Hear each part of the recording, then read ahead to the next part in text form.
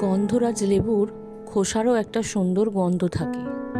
সেই গন্ধটা দীর্ঘদিন প্রিজার্ভ করে রাখার জন্য একটি সাবান বানিয়েছি। প্রথমে একটি গ্লিসারিন সাবান বা সোপ বেসও ব্যবহার করতে পারেন। ডবল বয়লারে বসিয়ে আগে গলিয়ে নিতে হবে।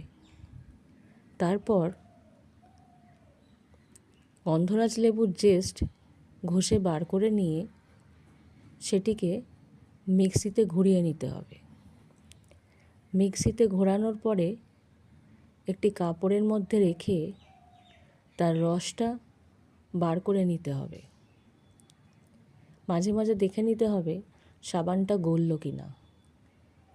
এরপর গন্ধরাজ লেবুর পেস্ট থেকে, জেস্টগুলো থেকে যে রসটা বেরিয়েছে সেটা সাবানের মধ্যে মিশিয়ে দিতে হবে। সুন্দরভাবে সেটি গলা সাবানের মধ্যে মিশে যাবে। তারপরে একটি সোপ মোল্ড নিয়ে তার মধ্যে একটু নারকেল তেল লাগিয়ে দিতে হবে যাতে সাবানটা সুন্দরভাবে উঠে আসে। হ্যাঁ, আমার সাবানটা গলে গেছে। এরপরে আমি এই রসটা দিয়ে দেবো। তারপরে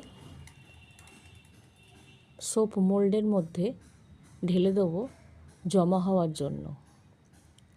কিছুক্ষণ রাখার পরই এটি সেট হয়ে যাবে।